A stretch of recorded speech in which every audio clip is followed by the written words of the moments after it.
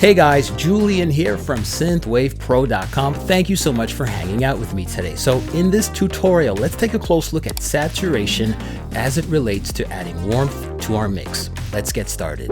All right, so what you see here on screen are two identical passages. This would be the version, the first pass that features no saturation. Of course, the second half will feature some saturation. Let's go ahead and play, see what it's contributing to the overall sound, and we can discuss exactly what's under the hood. Now, the thing to listen for here isn't necessarily a spike in volume. I know a lot of plugin companies like to trick us into thinking, oh, it sounds better because it's louder. This is not what we're doing here, okay? So I've tried to do my best in terms of volume matching. So we're gonna have to pay more attention to those harmonics, okay? Especially for our arpeggiators and our lead line and some of those drums, okay? So let's get started.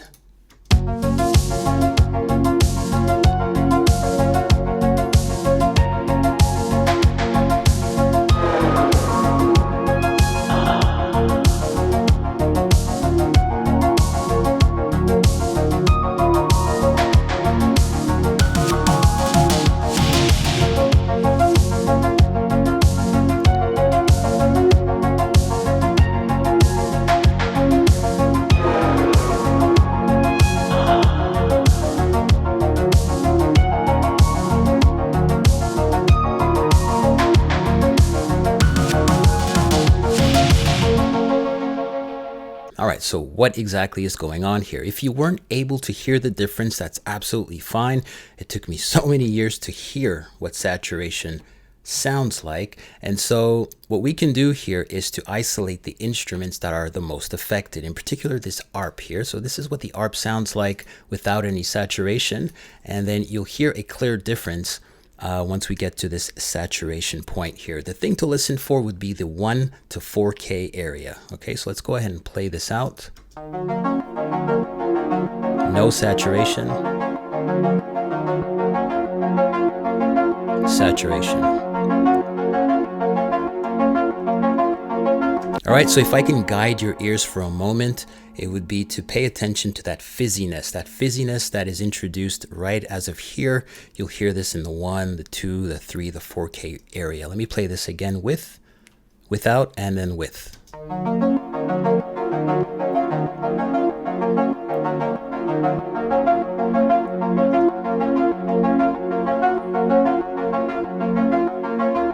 Okay, so it sounds warmer, it sounds fuzzier, and the way we achieve this is to simply send some of that signal to one of our return channels here. This would be the letter F. Now, I am using the decapitator. If you don't have this, do not worry about it. You can use the stock saturator or even the overdrive and even the amp courtesy of Ableton, all fantastic plugins. But I decided to use the decapitator only because we have a few different algorithms here that we can toggle until we get the sound we want. So let me go ahead and isolate this return channel here and play exactly what this sounds like. So we have our kick drum, the ARP, a few percussive instruments, as well as the lead line. So as you can hear in this return channel, I am absolutely punishing this signal. It sounds very distorted. This is not something you'd use on any individual channel, but in conjunction with parallel compression, and I guess you can call it parallel saturation, that's exactly what we have going on here. We have a moderate amount of drive. We have the punishing algorithm here engaged, which makes the sound a lot more aggressive. And we have a bit of high passing and low passing here.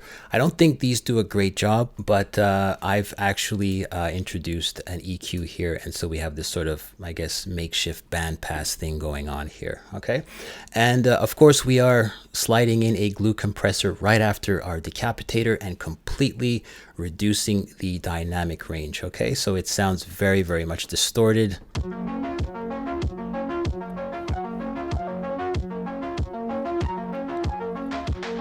Okay, and so this is what's making the sound a lot fuller. All right, I'm just going to disable this on and off, and then we can hear the differences. So this is without, now with.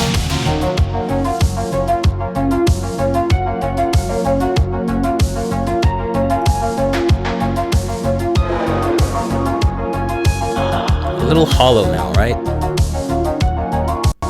Now thicker.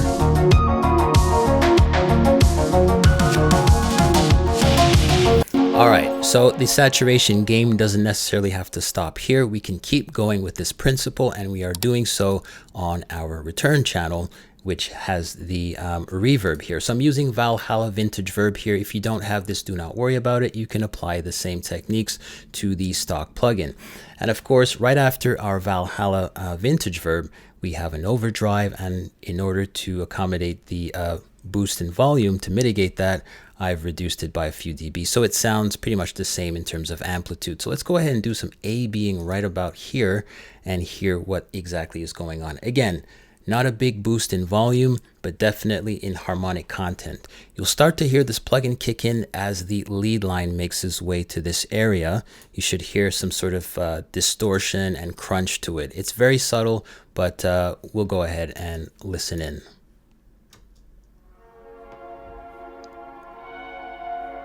So this is with.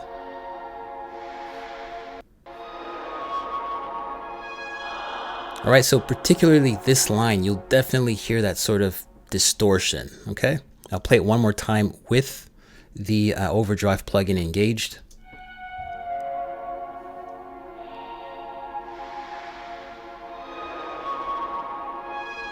All right, now I'll play it without.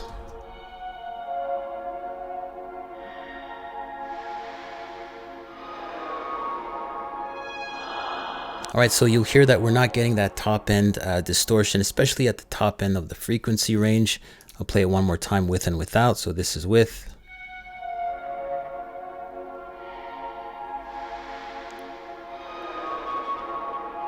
And without.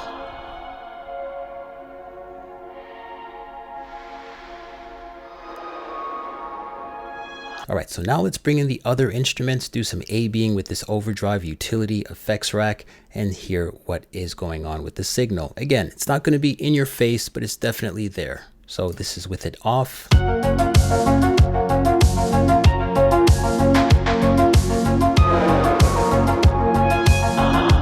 All right, let's try that again, this time with.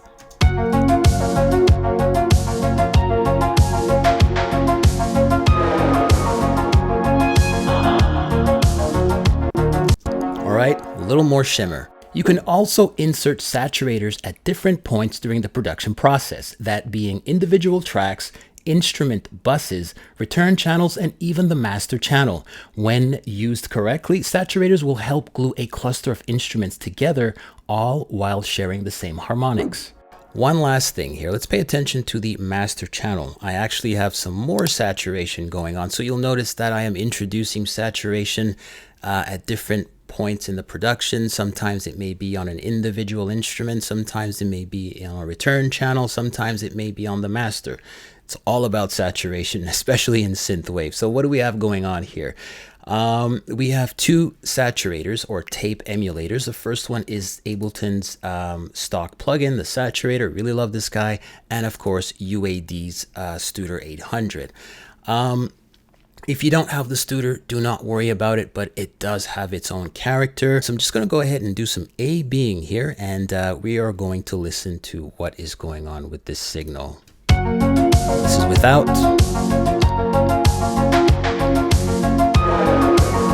Now with.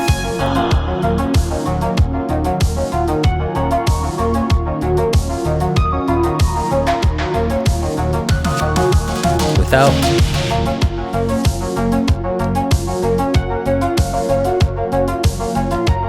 A little empty, a little hollow, and with.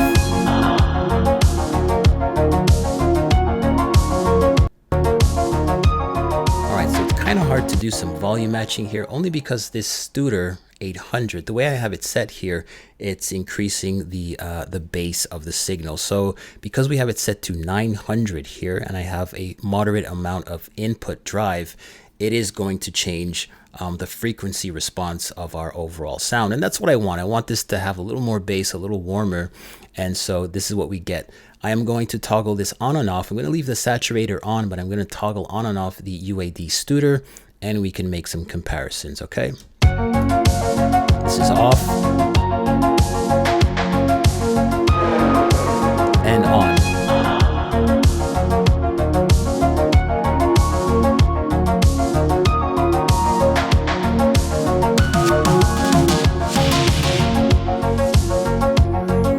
So again, the thing to listen for here is not necessarily a sharp boost in amplitude, but rather the frequency response. Once you use this plugin, you'll notice that all of these different settings offers something different to the frequency response. So let's go ahead and do that. Let's experiment with this dial here. I'm going to start off at 250. Let's hear what this sounds like.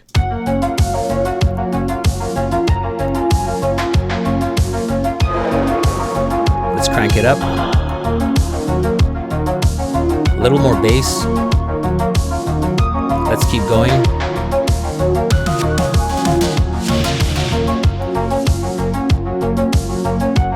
$900. Let's try the final setting.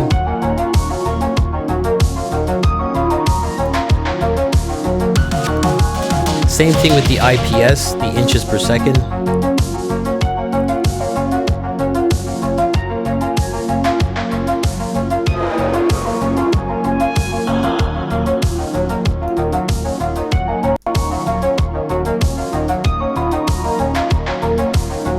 Let's try 30.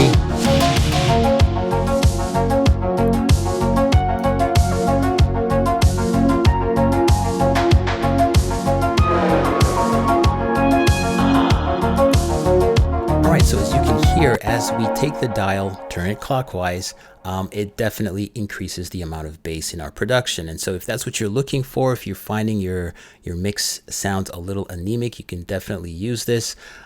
Be cognizant of this, because if you are planning to introduce this UAD Studer plugin on your master channel, you want to make sure you don't have too much bass going on when you are producing, because you know you're going to experience a little bass boost if you were to introduce this, okay, and use it at these settings. So I have it here to 900, and of course the IPS, the inches per second, is set to 30, and I'm driving it quite a bit here with a few dBs of input, and of course I am backing that down as the input just to do some volume matching. Another thing I want to feature here would be the saturator here. So I'm going to toggle this on and off and speak about a known little secret in regards to this plugin. So let's go ahead and do that. I'm going to disable the UAD and focus on the saturator here. Without, with.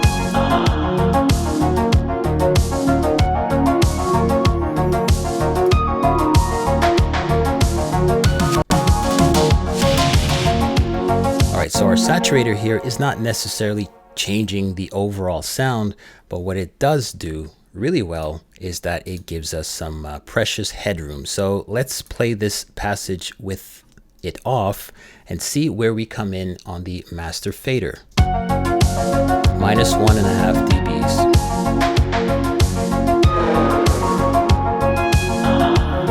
All right, let's play that same passage. However, this time I'm going to activate it. I'm going to reset my reading here, and let's do this.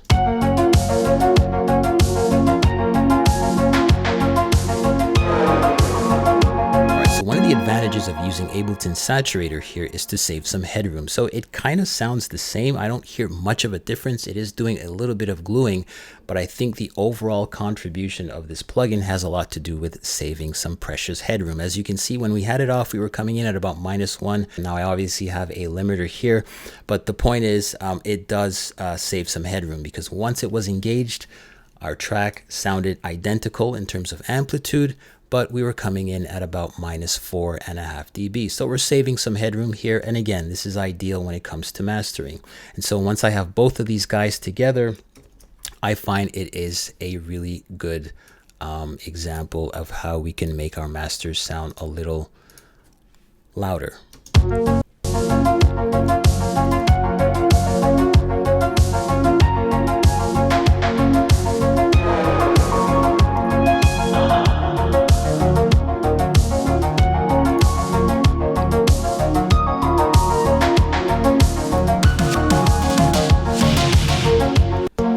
Easy peasy. That is it for this tutorial. Stay safe, and I will see you next time. Bye-bye.